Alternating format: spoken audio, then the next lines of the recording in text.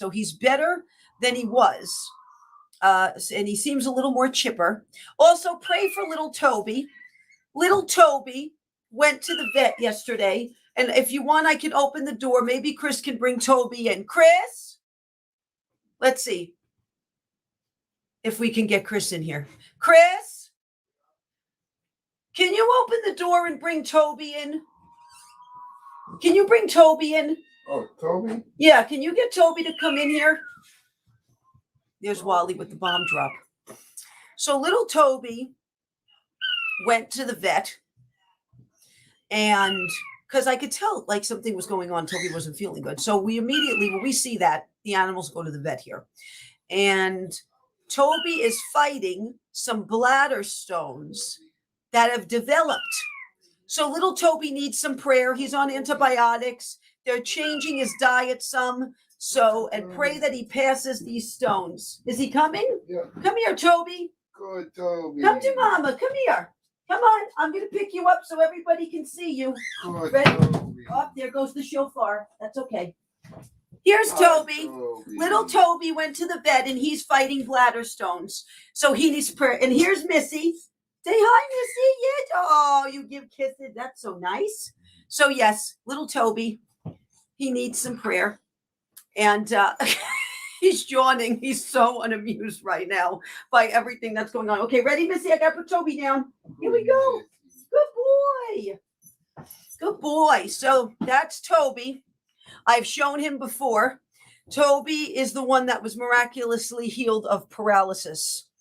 And he is, the doctor says he's in pretty good shape for what happened to him. So that helps. But he's still fighting some of this, so we're praying for him, and we have him on medicine, and my husband's wearing a Grace and Glory Patriot hat. Sorry, I'm a mess. You sound like a woman every time you come on. He's so worried about his hair. I mean, he's more worried about his hair than I'm worried about my hair.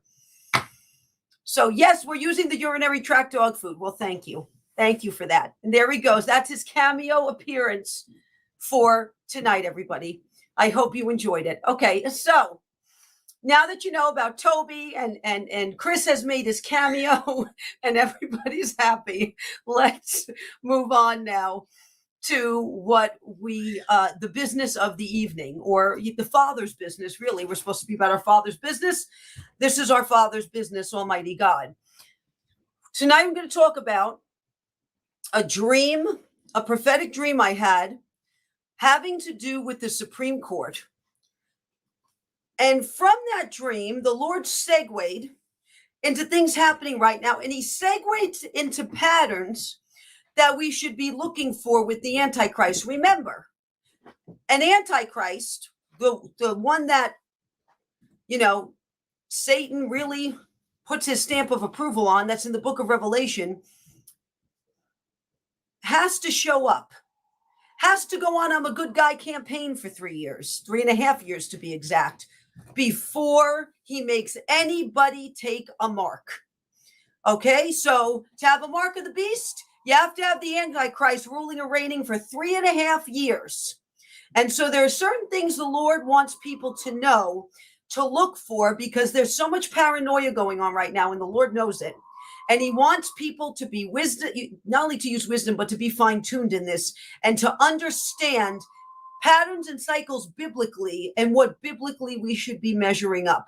So this is going to go into other things, because the Lord started me with the book of Daniel, started me looking at some other things as well.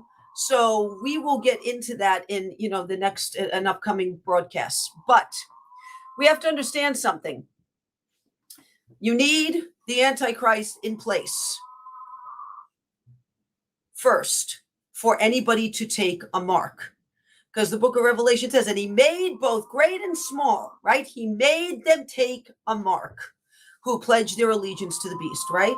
So we need that in place. But there are things we need to keep in mind to look for that are leading up to this, because we need to use wisdom here, and we can't, we have to be careful about taking the book of Revelation and cramming it to try to fit events, whereas events should perfectly, like a puzzle, befitting the verses in Revelation, and that's how we should be weighing it up. Now, let's talk about the dream first. Now, I spoke to Barbara in length about this.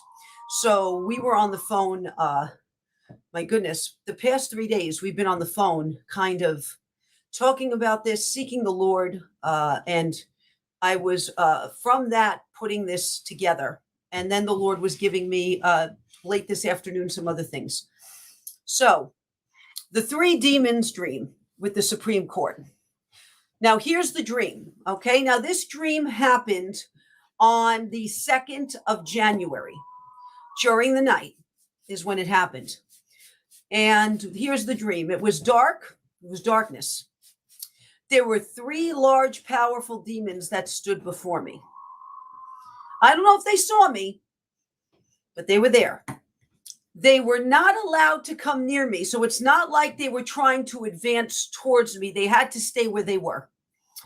The first was muscular, large, with enormous horns, deep, loud voice, thunderous voice, body like fire, and could turn into a ball of fire with a creature letting out this gut-wrenching roar or snarl from the middle of that fire. The 2 others, one was silverish looking with armor.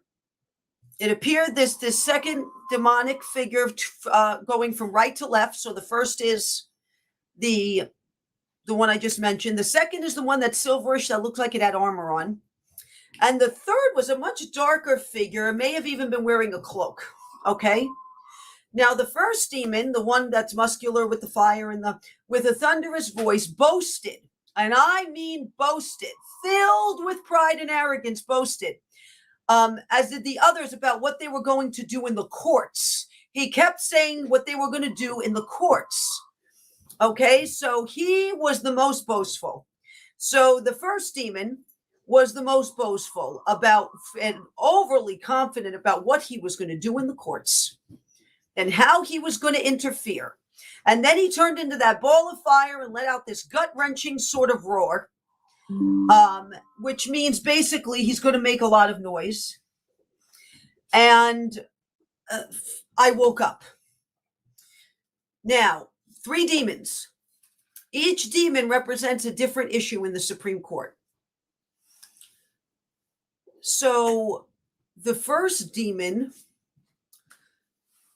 when I was talking to Barbara about it, she felt that it represented Moloch or Baal. That first one, he was a big boy. You know what I mean? He was like no small thing on the totem pole, you know. But you have these 3 demons representing 3 different issues, and then you have within the Supreme Court, and then you have these demons also representing a mock trial